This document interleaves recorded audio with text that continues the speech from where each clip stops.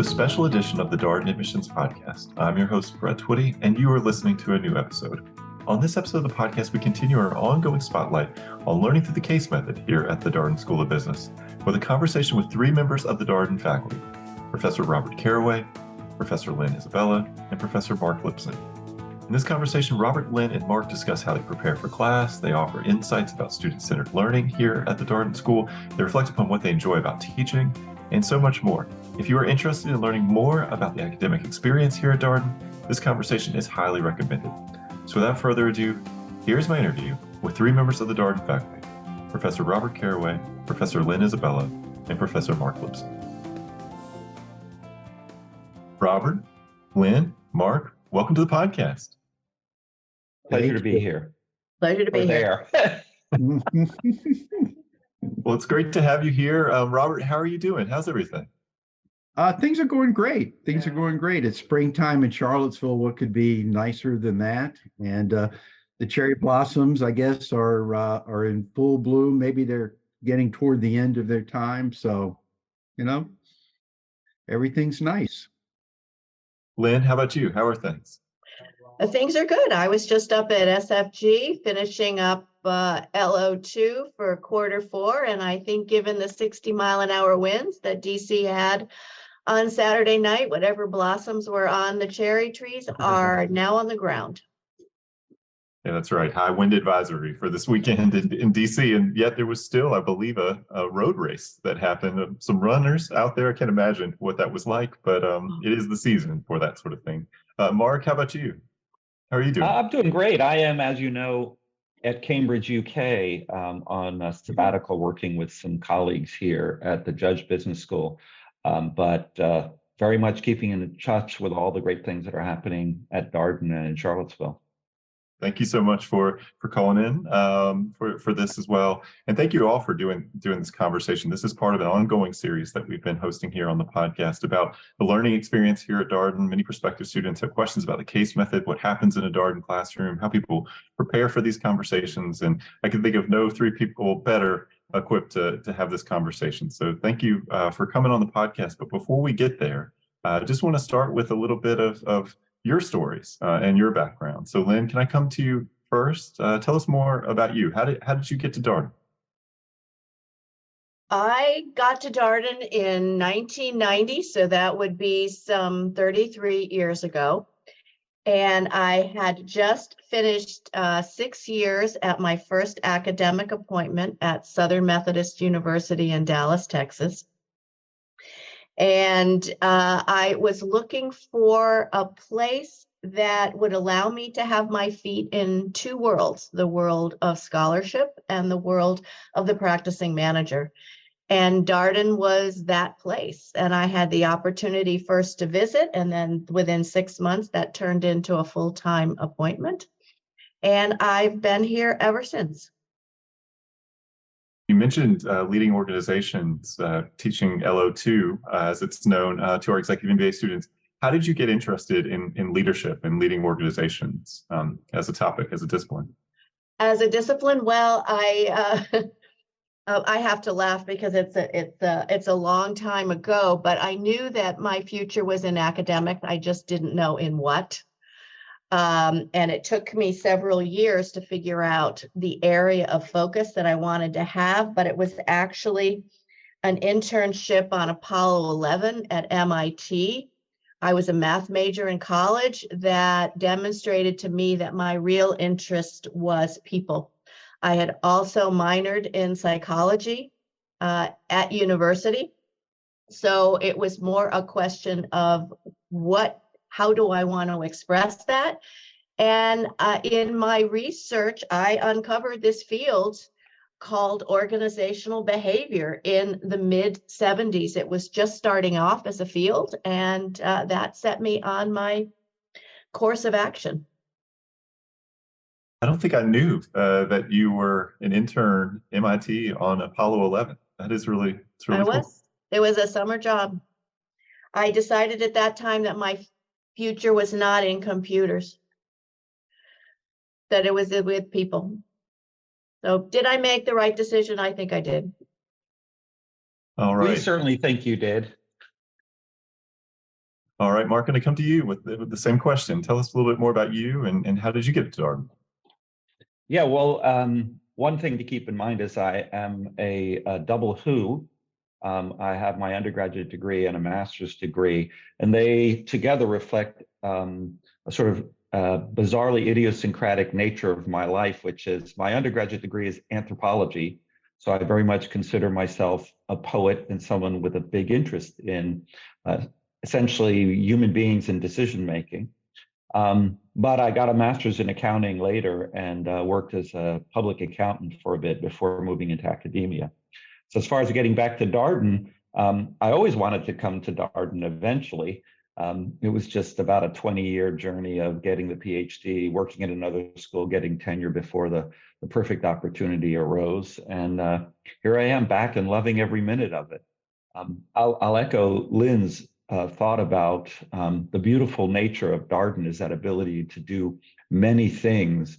And for me, it was a great opportunity to advance my research and to be at a place that valued the teaching that I view as so important, both personally and as far as the impact on students. And you're a member of the finance faculty. What attracted you to finance?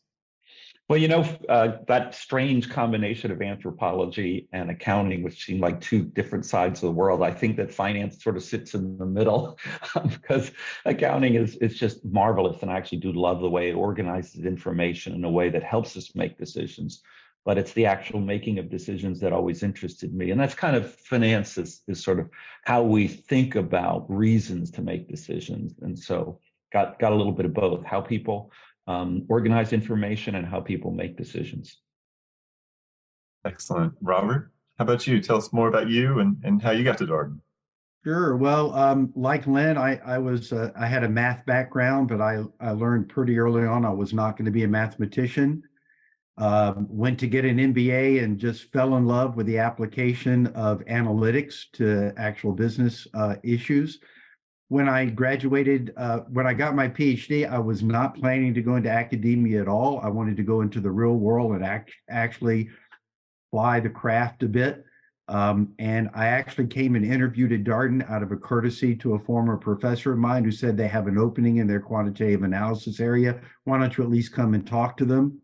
And I had talked to a couple of other schools at that point. I came, and at the end of my first day visiting here, I called my wife and said, this is where I want to be. This is perfect for me.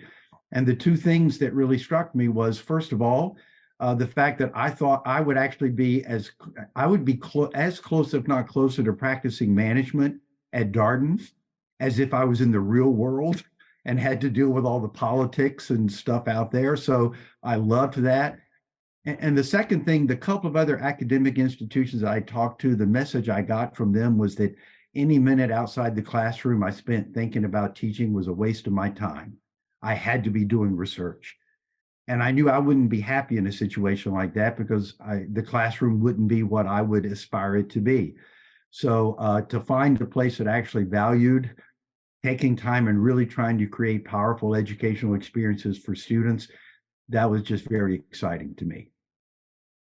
And what was exciting to you about quantitative analysis area using analytics to make decisions?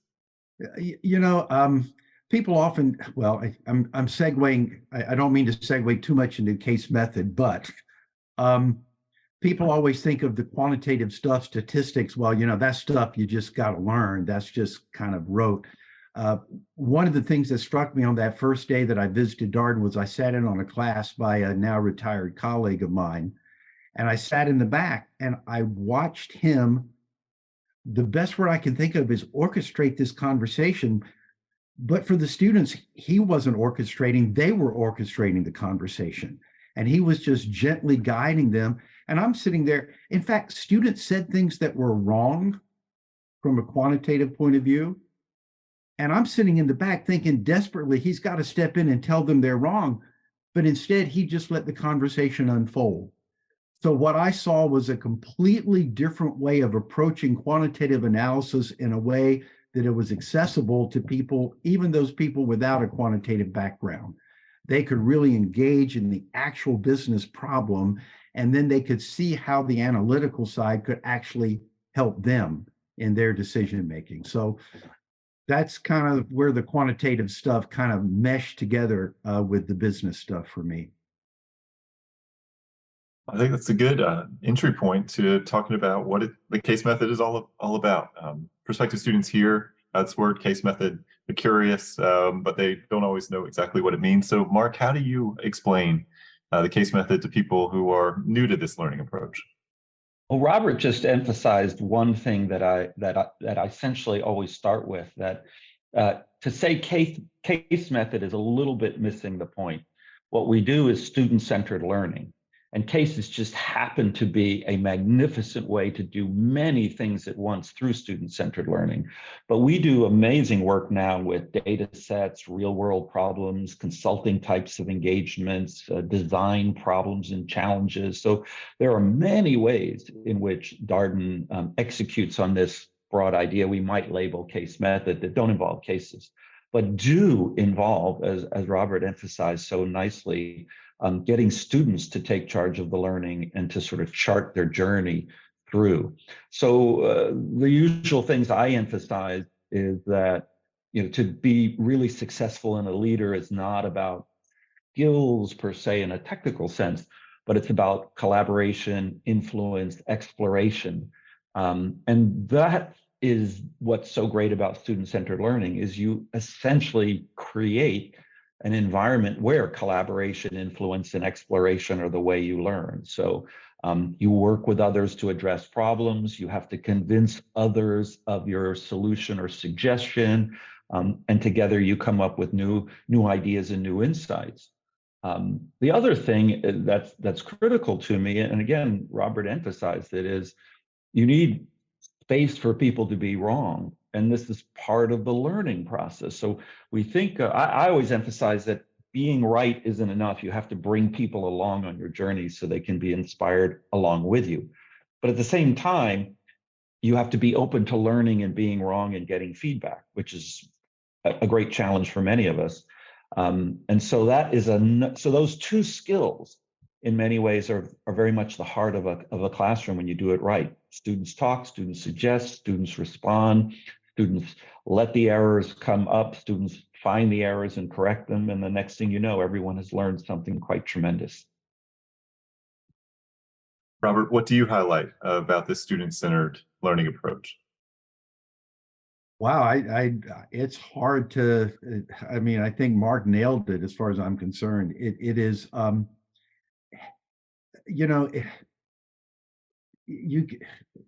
what is it, teach someone, give someone a fish, and whatever that saying is, teach them how to fish, etc. I think that we're trying to teach people how to fish. We're trying to teach them how not only to understand the current world and what are the current tools and techniques available, but be prepared when the new tools and techniques come along. So, in my world, Chat GPT has now landed on our doorstep. What does that mean? Whatever coding language you're using today is going to be different tomorrow. And if you haven't developed that ability to begin to think for yourself and actually to have the confidence that you can think for yourself, I think that is what the case method really helps develop in people, so that, the learning, Darden is the beginning of your learning journey, and it's just going to continue for the rest of your life. But hopefully we've laid the foundation that you can move forward with that. So, the other thing I would maybe add to what Marc said is, I think we have a philosophy at Darden that business, and this maybe segues to Lynn, business is fundamentally a social phenomenon. No matter how many numbers we've got, at the end of the day, it's about people. It's about working with people, whether they're customers, bosses, employees, whatever.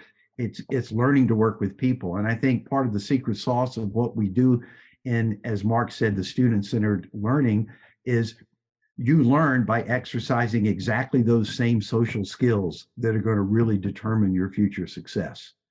So that's why we teach the way we do. And someone from also, I find myself, again, both poet and quant. I was trained as a theorist. So my training in my PhD was corporate financial theory. And so I always sort of emphasize a rather unique thing, which is I'm definitely teaching theory. And this is Robert's point, that I'm not teaching you today's recipe or today's facts. I'm teaching you how to think rigorously about what you do. And that is what's so beautiful. But I like to add a little emphasis is that, like, I'm not trying to teach you my theory. I'm trying to let you build your own theory and understanding of the world. And in that sense, it's deeply personal and deeply unique to you. We're not teaching you to be a standard cookie cutter MBA. We're trying to teach you to be the very best business leader you could be. And you really need to sort of be true to your own values, be true to your own instincts, but you have to do that in a rigorous, theory grounded fashion. But again, I let that theory be your theory. I just help you sharpen it. Lynn, what would you want to add here? I would want to add that at its best, case method is everything that my colleagues Robert and Marc have said. It's exciting to be in that classroom. It's energizing to be in that classroom. If you're not familiar with it, it can be incredibly frustrating as a student, because you may have come from an academic environment where the answers were presented to you, or the 10 steps to do a calculation or to apply to a certain situation were in the book, or you read about it, or the instructor handed it to you. And that's not what the case method is about. It's about engaging in a dialogue with other people in the room around which you come to your own common understanding, guided by the faculty member who's going to make sure that in the end, we've cleaned up all the things that may not be correct, so that you don't walk out learning something incorrect. But that can be frustrating if you are ready for the answer and you walk out of a case discussion and you don't have that answer, because you have to sit and reflect and figure out that, yeah, the answer was there. But one of the things that I've heard from some of our students who go out for their first internships during the summer, some of our residential students, that they are shocked, pleasantly shocked at the amount that they have learned against some of the other interns from other schools. So the method works, even though at the end of a class, you can feel a little bit, what did I learn? Lynn said against some of the other. I would generally say against all of the other, but hey. We'll accept partisan comments here on the podcast. Yep. So, Lynn, I want to come back to something you just said, because we had a mock class on Thursday night, and it was a class with Yael, and she was working through a case called High Places. Robert, you probably know this case, a decision tree case, where you're trying to figure out which movie should we make. And at the end of it, a couple of the students were like, "Well, what's the answer here? And what would you do?" This kind of thing. And I feel like that's a really profound moment. Prospective students will oftentimes ask that, and the answer is not forthcoming. That's not how this works. What would you say to a student who asked that question? Oh, I get asked all the time, well, what would you do in this situation? Because it's a management situation, it's a leadership decision situation. I said, that's not relevant here. What's relevant is what did you take away? And I turn the question back on the person who asked it, which of course increases the level of their frustration, but also demonstrates the fact that if I answer the question, it is taken as the right answer. And it doesn't matter what I would do if I were in that situation with my value system and my approach. What matters is what they would do, given who they are and what they wanted to accomplish in the decision that they're about to take. Yeah, I think Lynn is onto a really important thing, which is to link, and you've done it better than I've done it, and I'm going to really take this forward, to link the decision to the person making the decision, to say, look, in the end, this is your decision that has to be true to, and you put it well, your values and your aspirations and so forth. And therefore, my answer is irrelevant. And then you can just turn it back and say, that's the purpose of this classroom, is to make you better at being true to your thoughts and values and just make you more effective at it. Mm. One of the things that I've often said, maybe not directly in a classroom, but in smaller groups, is I teach people, not stuff. And because of the nature of the material that I tackle, leadership, change, team building, it's all contingent on the individual, and what's going to work for Robert or what's going to work for you, Mark, may not work for me, and the other way around. So it's, how do you take this smorgasbord of ideas, pick and choose from them, and craft those into the leadership statement that you would like to make, at least in the kinds of things that I wrestle with in the classroom. Yeah, you can even extend this, if we talk a little bit about teaching in the classroom, to the faculty that a student would see. We're not all the same in any way, shape, or form, but we all believe in student-centered learning. We all teach extraordinarily effectively. We all have our hearts in the same place, but we teach very differently. We teach, each of us, in a way that's true to the kind of person we are, and we get by on certain skills and approaches.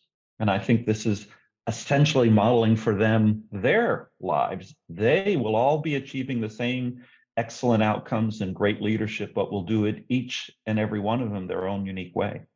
I'm so glad you mentioned that, because I think another hidden learning in the diversity of our faculty and the range of styles that we use to still achieve the objective of student-centered learning is that they get an incredible opportunity to learn how to manage a variety of bosses. And I don't think that is enough embraced as a learning experience, because sometimes students express like or dislike for certain kinds of styles or learning experience. But when you're out there in an organizational environment, they're going to have to deal with probably every kind of character that stands in front of the room and orchestrates their class for them. So it's an incredible sub-learning experience if they embrace the challenge. If I could jump in and just return briefly this idea of the right answer, because I think most people will acknowledge in leadership there's maybe not a right answer, but in statistics, they believe there is a right answer. And they say, we just want to know what the right answer is.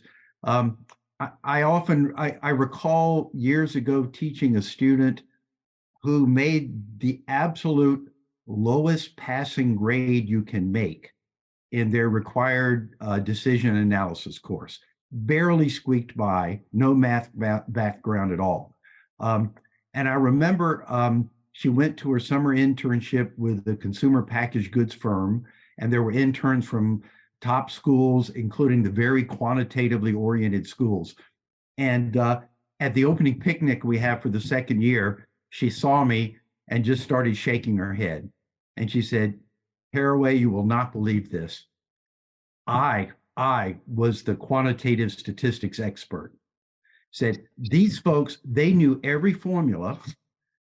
They could recite it forward and backward, but when presented with a real challenge, with a real project, a real situation, they would all end up in my office trying to let me help them think through how to bring to bear all of these little details they had.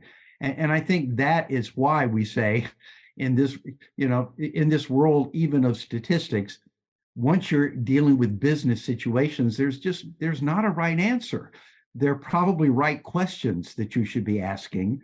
And it's developing the judgment to look at a situation and recognize, oh, here is where regression might be something that would be really valuable and useful to me.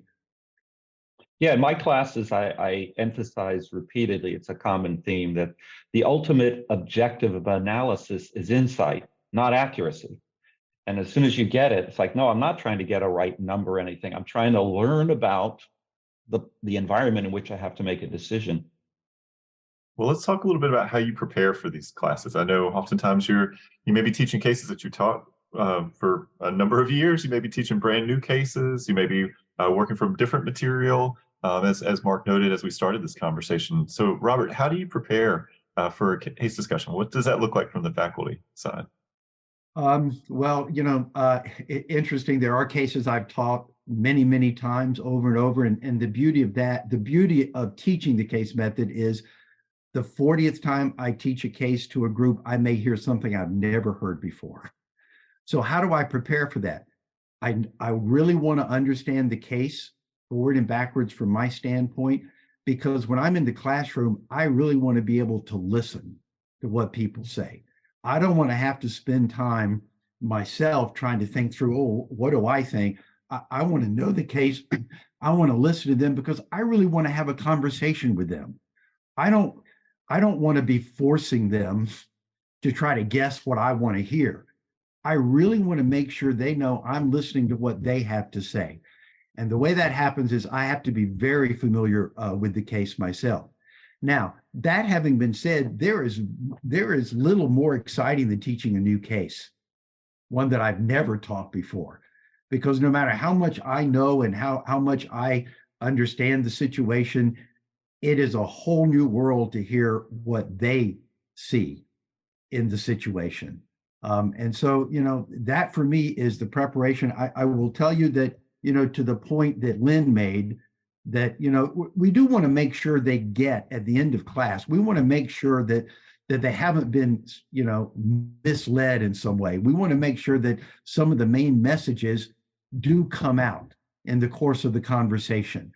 What may not be clear at the end of them, it may not be clear at the end of the class with certainty what those big points are, but it will, as we do class after class after class. The whole design of our courses is gradually those things will become very clear to them, and it will become clear to them in a way that is much, I guess the word I think of we use is stickier.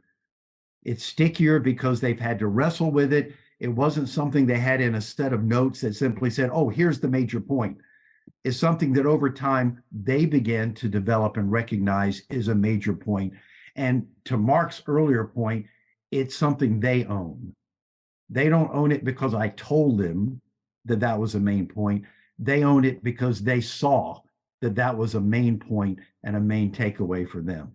So again, preparation for me is being very familiar with the case, listening, knowing the right questions to ask based on what it is that they say, what I hear them say, at least for those cases I've taught a lot.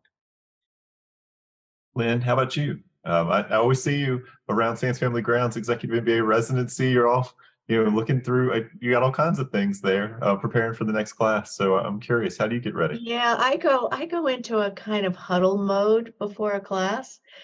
Obviously, I've read the case. I'm familiar with it. If it's a case that I have prepared myself, I know a lot of additional information that may not be in the case, but that can swirl around. But mostly, I think, what's the conversation I want to have? And how can I take the students on a journey to have that conversation, given where they are? And that has to take into consideration the class that we'd had before, where we are and our journey. Sometimes it has to do with, is this the first case in the morning? Is this the last case in the afternoon? Are they before lunch? Are they after lunch? But once I decide what the conversation is that I want to have, and what are just a couple of key points that I hope that we will talk about, then I think about what are the questions that I can ask that will prompt us toward that discussion. Some people will lay out the questions in a certain order. I do that. I think about how much time I'm going to spend on each question, and then I walk in the room and basically I let it go. Sometimes I can follow that script. Sometimes something that a student says at the beginning of the class says, oh, we're going to go to question number 3 now. And so I try to let them have the conversation that they want to have. So it's a lot of dancing up there. without your feet moving, because my mind is going all the time about where is this going? How do I get it to the next thing? And sometimes it's just a question of a student says something and it provides that natural segue to the next topic. And when I do a case that I'm very familiar with, I actually have to try and forget what past experiences have been like, because this is a new group who's reading it for the first time. It's interesting as you were talking, Lynn, there's an Abraham Lincoln quote that I love where he says, when I'm about to reason with someone, I spend a third of the time thinking about what I'm going to say and 2/3 of my time thinking about what they're going to say.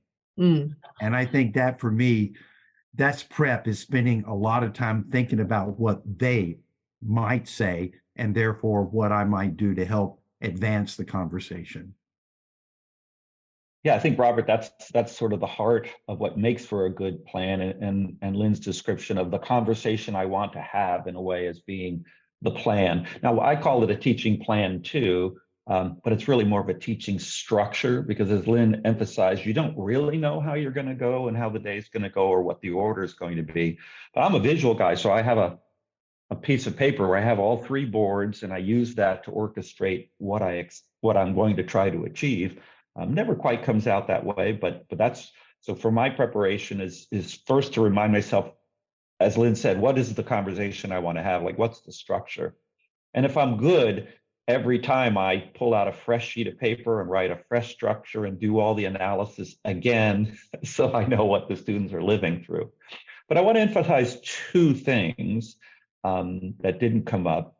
The first is a lot of what we do at Darden is team taught, particularly in the residential program. By that, I mean we have 5 sections, and every one of those sections will have the same kind of journey and conversation to the best approximation, despite the very large differences. So we meet as teaching teams and really iron out all those things. What are the things that students might do? What are the hiccups we might come into contact with? And then what is the ultimate objective of every class? So that's one thing that's worth knowing. The second thing is my preparation is about 2/3 case and 1/3 students. So I go back and review where are each of my students in class participation? What are the students I know who might be struggling on a particular topic I should be aware of? Which students might have expertise that they could bring into the classroom?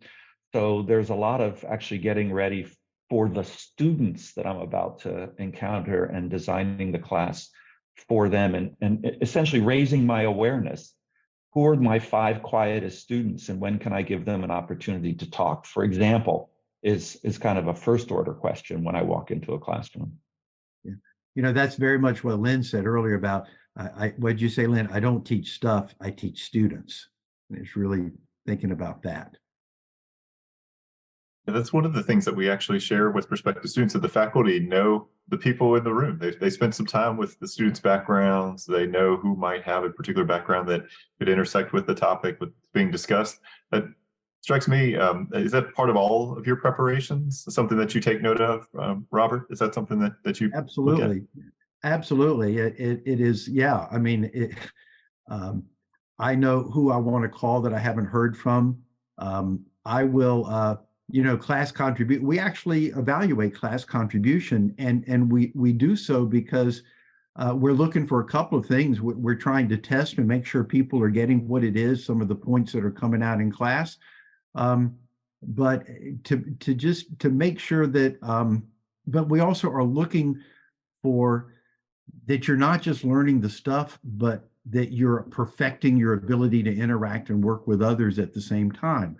And that's something that, it's almost like the class itself is the play, but there's stuff before the play and there's stuff after the play. And there are conversations I have with students in both of those times. When I go back right after class and try to evaluate class contribution, who said some really valuable things, I'll actually send emails to students at that point.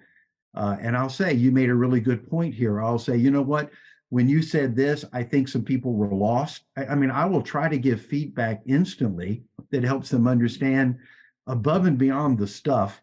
How was your engagement? How was the process that you were?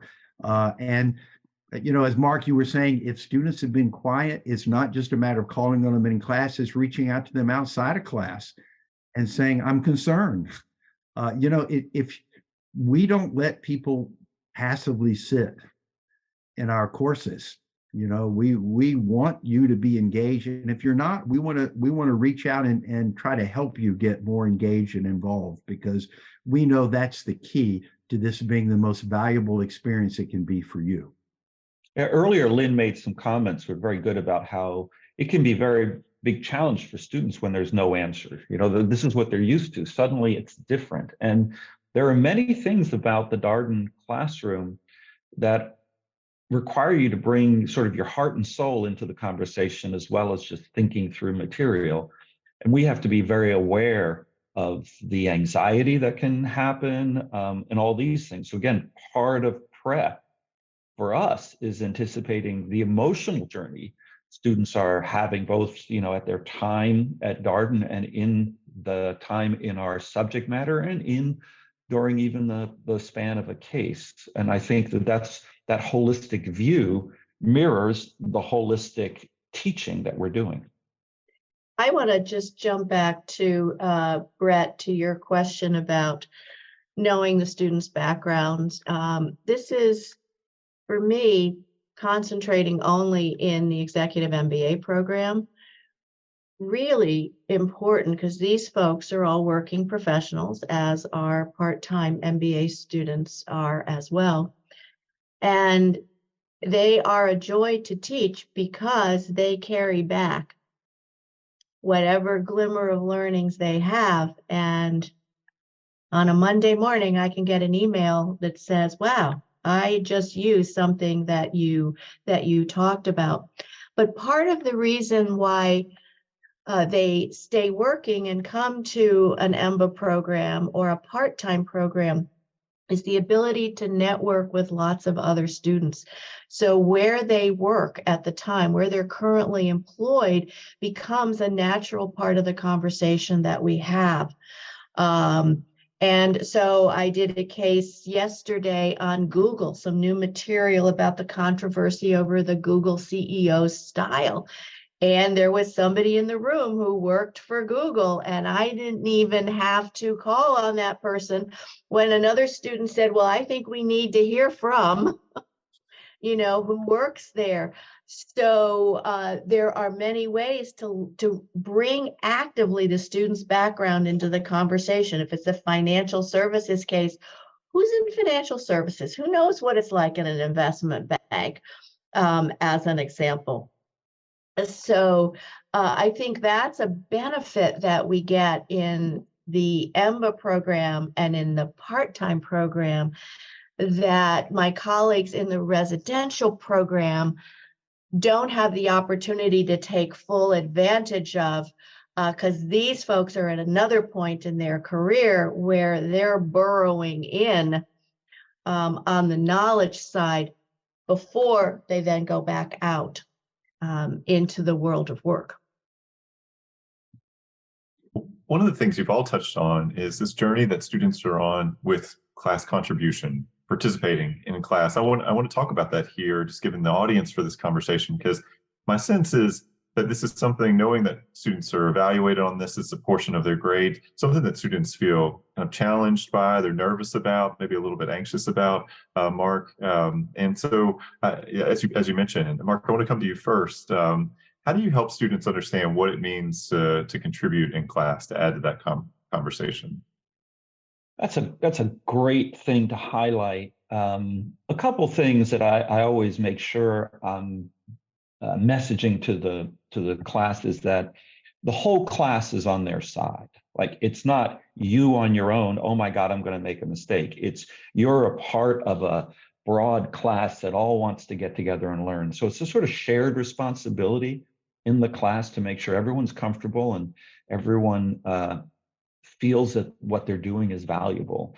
So I think the first thing is not you against the class, it's us together. And I think that really brings down some of the tension.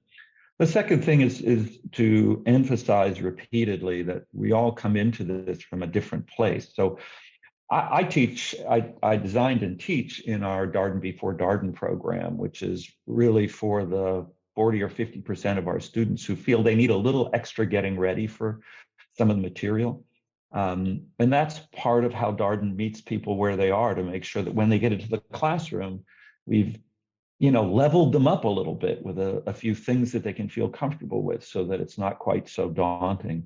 So I could go on, and there's so many things we do, but I think that the takeaway the students should get listening to this is, we know that this is there. We understand where they're coming from, and we're very intentional about all the things we do to make it better. And many of those things are things they would never see on the surface, but are there. Robert, what would you want to highlight as you taught students for a number of years here? I always feel like when I talk with executive MBA students in quarter one, for example, they're really kind of anxious to get in and and not quite sure exactly what participation means. Maybe quarter two, they have a little bit of a better sense quarter three. So how do you help students understand what it means to contribute to a class? I mean, I think everyone's going to have an adjustment period initially. The biggest thing initially they think is that they've got to say something that's right. And, that's the hardest thing to get them to overcome. And part of it is they want to impress me that they know what they're talking about. But by far the bigger thing, I think Marc alluded to this, is they don't want to look bad in front of their peers sitting in the classroom. And so at some point early on, I have to establish that if you're going to be wrong, isn't this the best place to be wrong? Isn't it much better to be wrong here in the classroom than on the job when you're out there? And so I will often role play in class being wrong. In fact, I think I have a little bit of a reputation for this, for being the person who doesn't know. And I will help folks. I mean, I'll join in with folks who are or saying things that maybe aren't right. I'll join in and encourage and support them, and try to help role play for them. How do you really engage with people who maybe do know the correct way of applying regression analysis? How do I help you pull from them what it is you need in order to own the part of it that you're capable of owning? The other thing that I really try for, since I have a lot of students that are, let's say they're not confident of their quantitative skills in the classroom, and so they really want to just sit back and listen. I really try to help them see that there's a certain amount of material that we're going to maybe cover in the course, but the goal is not for you to get all the material. The goal is for you to push the envelope and to get as much of it as you can. And in the classroom, we want to make sure we're honoring that. We want to make sure that that's a victory. The small steps that you take is something that the entire class can actually celebrate. And I feel really comfortable with that. I think earlier Lynn had talked about the frustration. One of the frustrations that can possibly happen in my classroom is that the folks who do understand the quantitative stuff, you would think that they might get frustrated that why are we spending our time talking about this basic step when there's so much more we could be doing here. But the key is to help them realize that what they're developing is really far more critical and important for them. They're developing the ability to work with people who don't have their level of quantitative expertise. And in terms of their future career success, I'm in Lynn's camp now. I think that's far more important, that you learn how to work with those people and you develop your skills. I will tell them in classroom, I'll repeat it over and over. It's not about being the smartest person in the room. It's about being the most influential person in the room. How do you influence other people? Is you have to be able to talk, and you have to be able to meet them where they are and help them make progress. So I think it's on both ends of the spectrum. It's the people who are reluctant to talk because of their lack of quantitative background. And it's for the people with the skills to recognize the value they can get if they can learn how to work with those folks. And I tell the students who are struggling, I'm sorry, I'm going on and on. I tell the ones who are struggling, when you ask a question because you don't understand something, you're actually helping those students who get it, because you're helping them understand a whole group of people that they're going to be encountering in their work lives, and you're helping them get better at figuring out, how do I interact? How are they thinking about the world?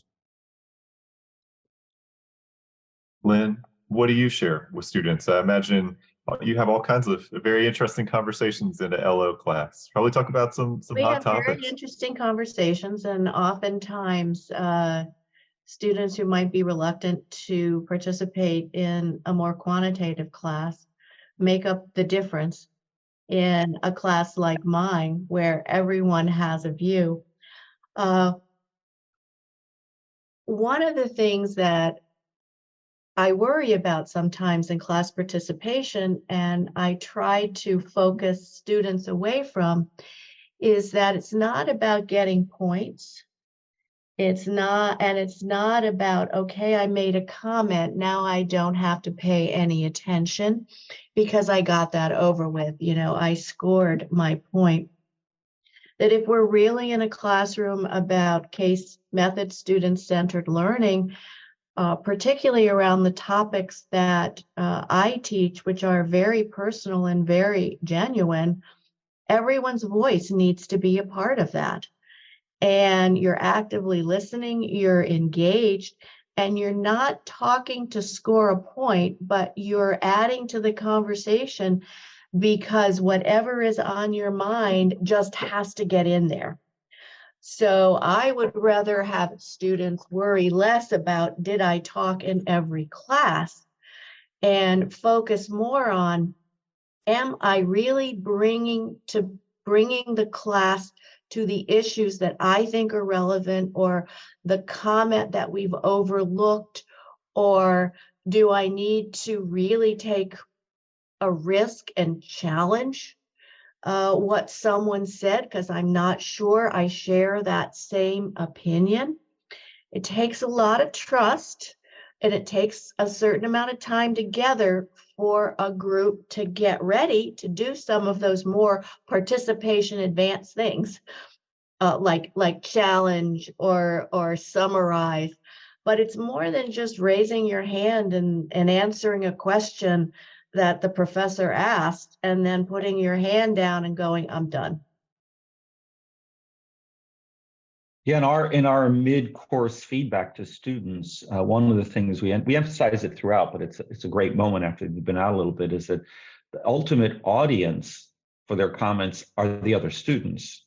And the ultimate question of quality is the impact it has on the conversation and how people are learning.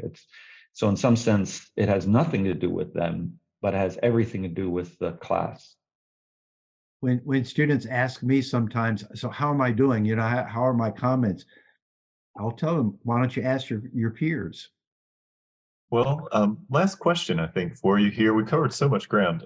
So I want to just ask one question around sort of advice you would have for students who are coming to the learning experience here at Darden. Imagine this will be listened to by some of our incoming students across all of our programs. So Robert, what would you share for students who are coming to Darden, a tip or two for them? I would